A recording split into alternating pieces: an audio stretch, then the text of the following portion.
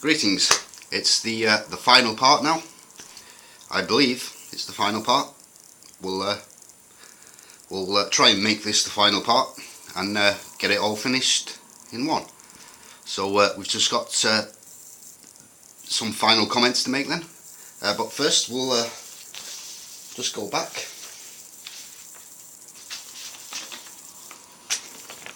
Now all these things have been going through. I've only really just been scratching the surface. You know? I mean, last time we looked at the constellations. Of course, there are a few more constellations which I haven't included.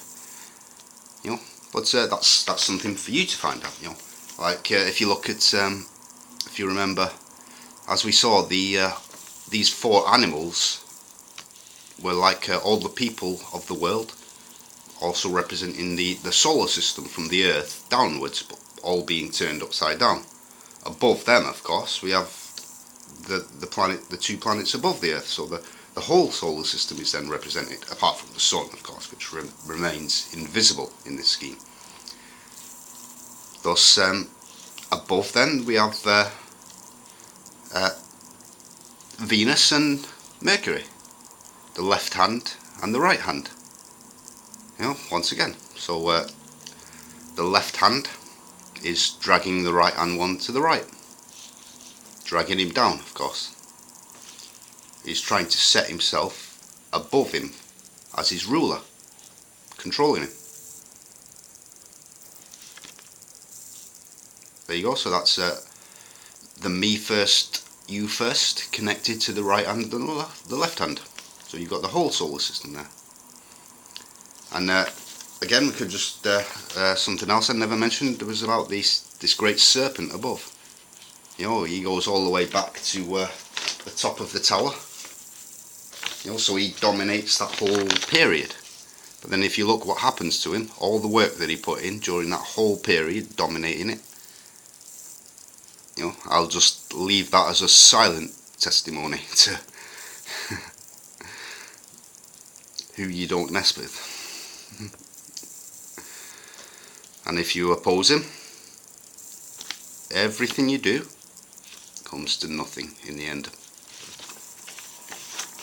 And as I say, there's a lot more stuff I could be getting into, but I'll leave that for you. And of course, we've talked about the age-long movement of the Sun, but we've not talked about the yearly movement of the Sun, or all the other planets. As I said, they move all in all kinds of different ways. So you know, and as we said, back in the birth of Christ, around the time of the birth of Christ, you know, there were many signs in the heavens, not just the ones we've shown, but there were more. You know, and the astrologers who came from the east somewhere, they would have needed time to get there, and the signs they would have seen, you know, would have taken place before. So there were many signs, and I'll leave that up to you to find out for yourself. Or I mean, like, you know, if you look at particular dates, like for example, the 11th of September 2001. You know, perhaps I don't need to mention the significance of that date, but if you look at the heavens, look at this story being told by the heavens, and I'm not just talking about you know, the planets in houses. As we've seen, the planets and the constellations interact with each other. Yeah, they interact together. So the precise position within the great picture is important, and that's what you need to be looking at. So, like, if you've got like an astronomy program that allows you to look back at the heavens at certain times, then look back on that date and see if there's what story is being told in the heavens on that date, and see if it matches up with the story which was happening on Earth. You know, I'll leave all that for you to find out for yourself. So yeah, so now, so we've been through all this stuff now, and we've reached the end of it. But we've still got a couple of things we need to get resolved. Like, as we've seen, You know, these days of creation. You know, if we look at the world and the way things work, days are all the same length of time. So these days, they're all different lengths of time. So that's a problem then, isn't it? So and this takes like mere days to go through. Then the same scheme again takes like thousands of years to go through. Now, concerning the movement of the sun throughout the ages, remember that's just Earth wobble. So if you consider that at the beginning of creation, you know, lots of things were happening upon the Earth and around the Earth. Like you've got these huge masses of water being divided, and all Earth being shifted around, and you've got the sun being created, and all the planets and the whole universe around it. You know, massive, great gravitational bodies and things, and it affects the Earth. It affects the Earth wobble. So in the beginning, then you've got things happening very, very quickly and violently upon the Earth, and it makes it wobble. But that doesn't really help us. That explains the sun movement, but it doesn't really help us with this timing problem, because as we see in the beginning of creation, time was going through, and it was going through like an irregular rate, so the days were different lengths of time. And then as it goes through history, then suddenly so it's going through at a certain speed, then it slows right down then, and takes thousands of years then to go around. But then once again, it speeds right up for that great and last day. So in creation it goes around like it takes 7 days to go around. Then it takes like 7,000 years just to go through half of it, and then 1 day to go through the rest, or however long that last period of time is. You know, it's called the great and last day, but it might not be literally a day. Who knows? It's just a short period of time at the end. So it's irregular then. So this thing that we're looking at then is not the passage of time. This is something which is outside of time. It doesn't line up with time. So we need to find something. Now remember, these are models of, this is like a model of history, then a model of the creation. You know, and you peel back the one. If you want to understand the one, you peel back the layer, see what foundation it was built upon. But this is what we need to understand now, because we've got this fire, air, water and earth for no reason, and all these divisions, these particular divisions, and like there are 12 of them, and they're divided in this particular way, and they contain fire, air, water and earth for no reason. So that's what we need to do next, is to build a model so that we can peel back this layer and see what that's built upon. Yeah? So now a very important thing to consider with a model, with a picture, a likeness, a shadow, is that it's not the same as the thing that it's a picture of. Like if you were to look at me, look at this man here, you know, you would see, I assume, a man, a picture of a man. Yeah, but if you consider a man, then he's full of bones, he's full of organs, he's full of blood, he's got blood vessels, he's got a brain, he's got all sorts of stuff going on. And you can't, I assume, the viewer can't see any of that in the picture. All he sees is the outside, the surface, and only one half. Like, you can only see one half at a time. So then, in reality, this picture of a man is really nothing at all like a man. It's just a tiny little sliver, just a tiny little bit of a picture of a man. So every picture then is nowhere near complete. Like the sun is a picture of God, but of course God is nothing like the sun. The sun is in many ways like God, in some ways like God, but not completely. So remember, the pictures are just to help us understand. You know, and God has given us many pictures, many things, many likenesses to help us understand. Okay? so how do we begin then? Well, the first thing we need to do now, this whole section now, this is all just optional, you know. All the stuff from the past, that was the important stuff. This is just to help us understand better. So now, fire, air, water and earth. Fire, air, water, earth. Fire, air, water, earth. So we need to find some kind of a pattern in that, which lines up with something which we observe to help us make a model. Fire, air, water, earth. Fire, air, water, earth. Well, remember, as I said in the beginning, this is just like the four states of matter: plasma, gas, liquid and solid. Okay, so if we look at plasma, then what happens to that? You've got this plasma, and it's incredible. It's full of energy, you know, and it's releasing energy. It's pouring out energy. So it's losing energy, and it cools down. It's hot, and then it cools down. So then, when it cools down, it changes into a gas. It becomes a gas. Now, so then it, by its nature, then it cools down again. It loses energy. It slows down. Then it becomes a liquid. Then once again, slows down once again until it becomes a solid. But then it just remains in that solid state, doesn't it? You need an input of energy to make it change. So we're beginning to see a pattern forming now, aren't we?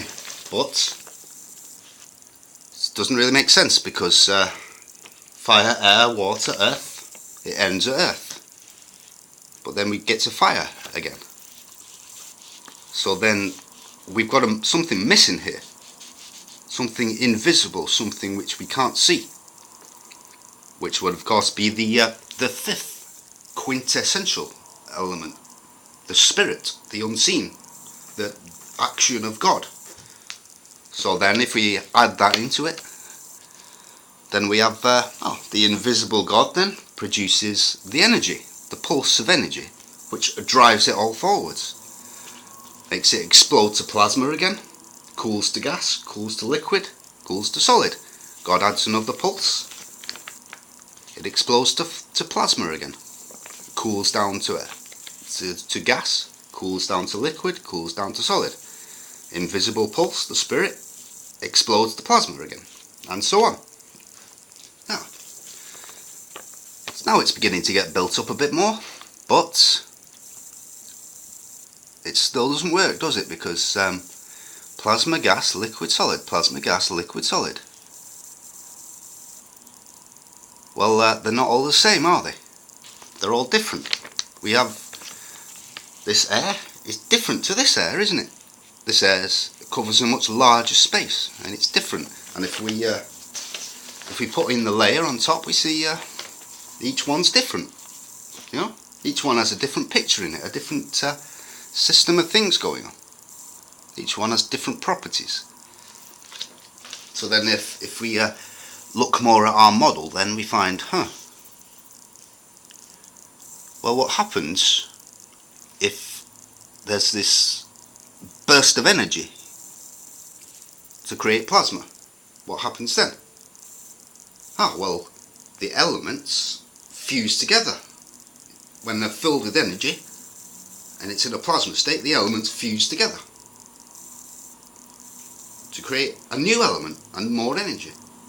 So then you've got a new plasma, and then when that cools, that's a new gas and a new liquid, and then it cools to form a new solid, and then the pulse comes, fills it with energy, so it explodes to plasma, fusion takes place, and you have a new type of plasma, and then that cools to form a new gas and a new liquid and a new solid.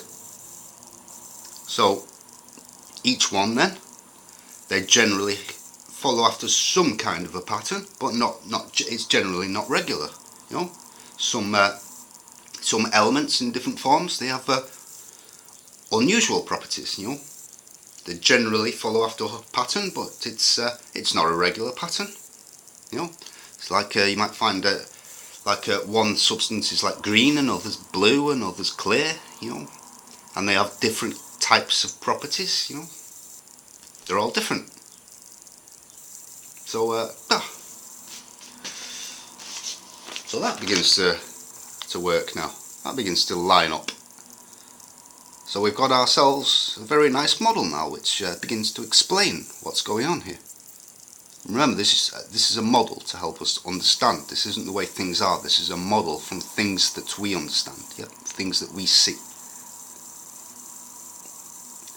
But then it's not like this, is it? Because when you have this building up of the elements, it has a beginning, and then it has an end. It gets to a point when they just can't get any bigger, yeah, and they just start breaking apart.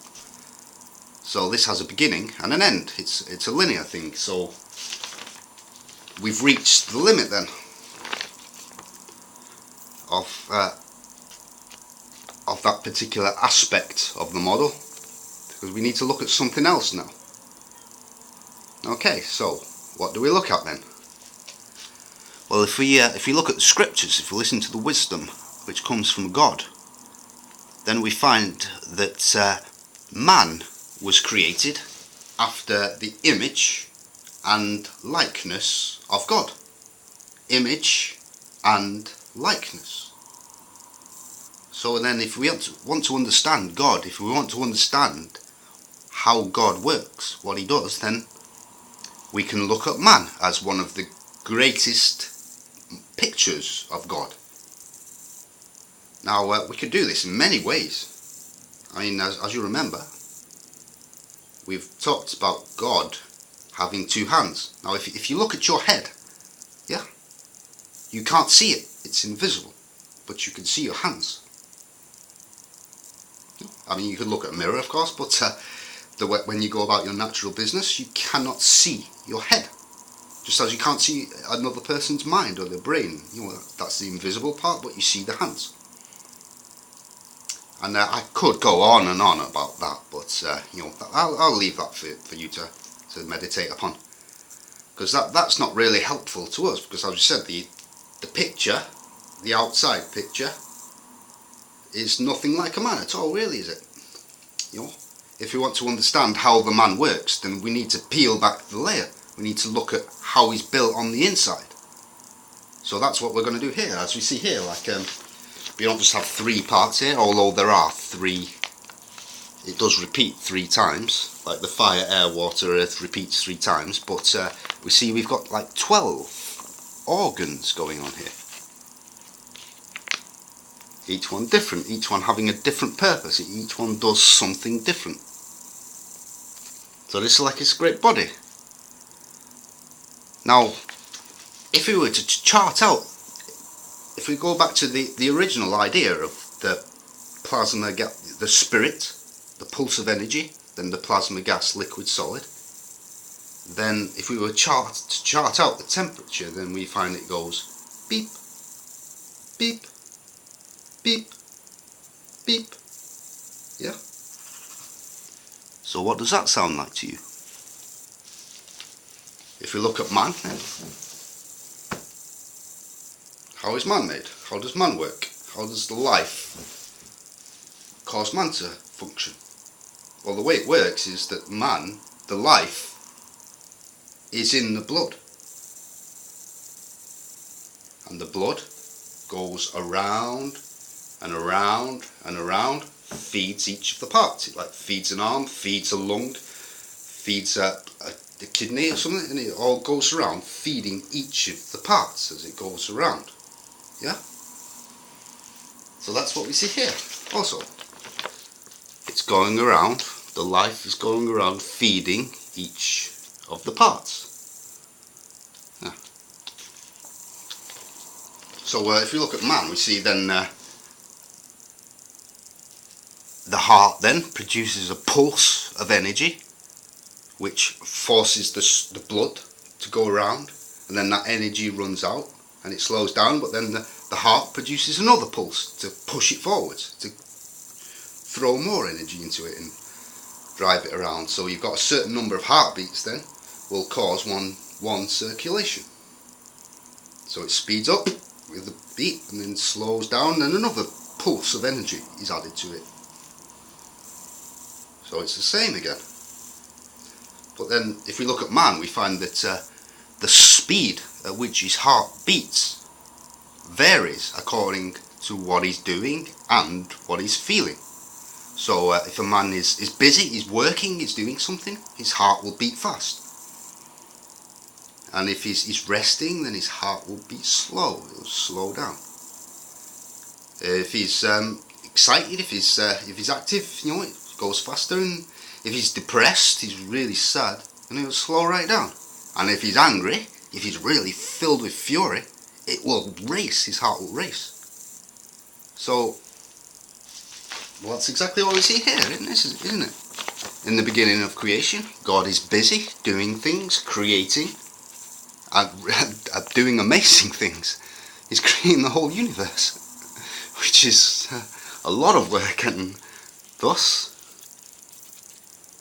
his heart beats fast during this time. So this is the speed of heartbeat, which of course is variable over time, isn't exactly regular, it varies over time. So this is not the passage of time, this is the circulation of blood going around, of the life going around.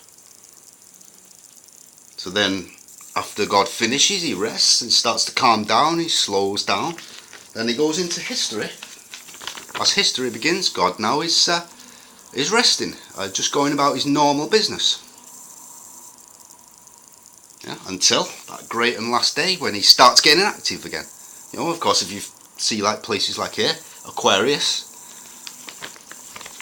you know, in the beginning he would have been very active, but then during that whole period then there was peace upon the earth for 1,000 years, so he rests during that period.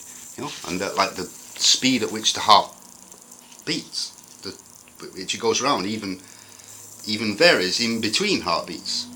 So in the beginning then of creation, God's heart beat like once every 3 days, and then once every 3,000 years when he's resting, you know,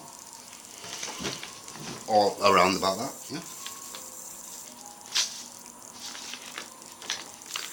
But when you look at a man,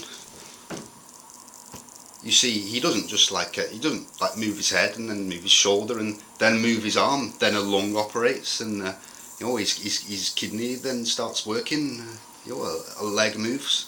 It doesn't work like that. The whole thing goes on at once, like, you know, the heart, the life in the bloodstream. There is no point where it begins. It's circular. There is no point where the life begins, nor where it's currently at. You know, the organs, the limbs, and all that.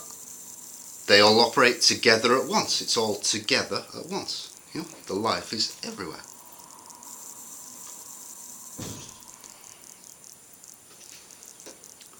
So,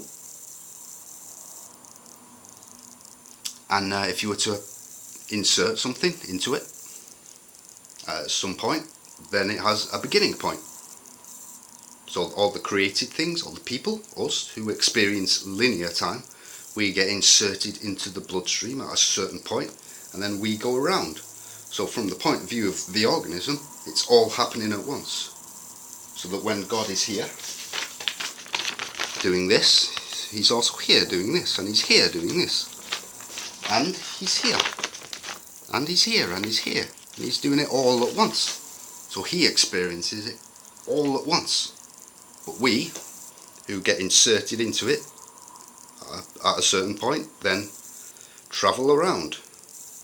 So we experience linear time, and we go around and we have a beginning point and a position where we're at, but we don't have an end, unless of course we're taken out of that scheme at some point and put into another one. So there you go. There's the explanation. Of course, once again, we're only just scratching the surface.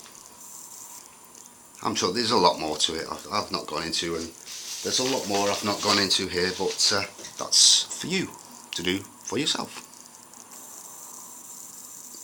So, get to the end, got through it a lot quicker than I thought.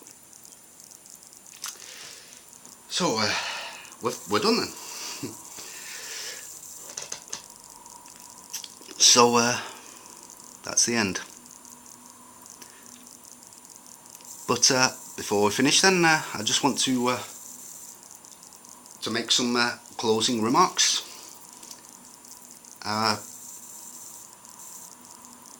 Well, you know, I would ask you to look and see, you know, have you ever heard this anywhere before? These things. I mean, I've been looking at a lot of preachers, and they make videos day after day after day after day after day, every day they're making a video, and they claim the miracles of God, and they claim wisdom from God, and yet day after day they make a video every single day for years, and somehow never even once managed to ever capture on camera a miracle of God. You know, I mean, a few months ago I was really sick and I had visible symptoms. You know, then I asked God to cure me, and I was cured. You know, within a couple of days the physical symptoms were completely gone. Of course, immediately after I asked to be cured, then I started improving and I felt better. But if I had been making videos every single day, then you would have seen that with your own eyes, because you know, the symptoms were visible, and you would have seen that at the moment I asked God to cure me, and you know, and it was really very serious. But if at the moment I asked God to cure me, suddenly I was cured, and you would have seen that. You know? So if people are making videos every single day, then where are all the miracles? You know, the Lord said that those who came after him would do the things that he did and would do greater things. So where are they all? You know, it's time to get serious, because we're almost at the end. We've got to show the world that God is real. You know, it's the same that people say, oh, they receive revelation from God, and then, but they don't ever talk about it. All you ever hear them say, day after day after day, is things which are written in the Bible for anyone to read. So if they're receiving wisdom from God, where is it all? We need to show, you know, not just speak empty words, but to show people that God is real.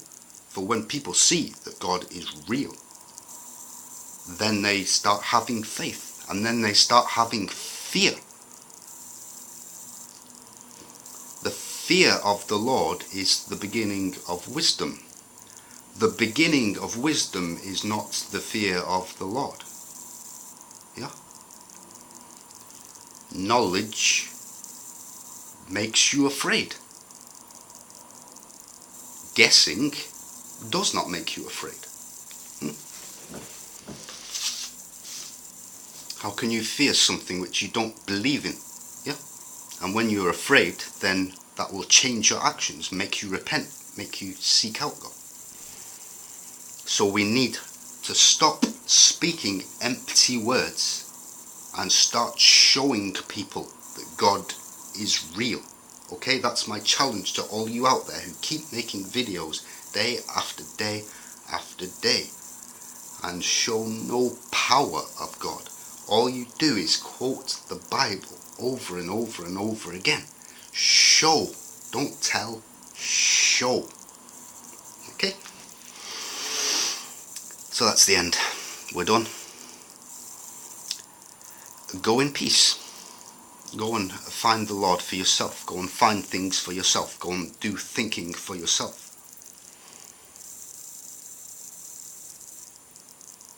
Okay? I might see you later. I don't know. On the last day. Of course, if you've watched this whole video series and then you've chosen to ignore it, then you in particular I will see on the last day. And the Lord will say to you, Did this one not show you? Did he not show you things to convince you? Did he not show you enough evidence in all of his videos? Did he not show you enough evidence that God is real? Go in peace.